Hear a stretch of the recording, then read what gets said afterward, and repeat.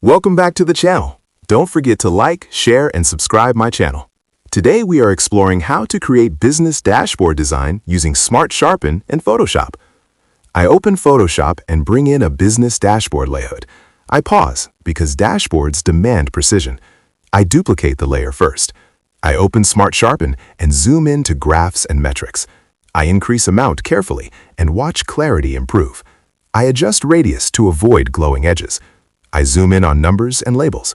I reduce noise so the dashboard stays clean.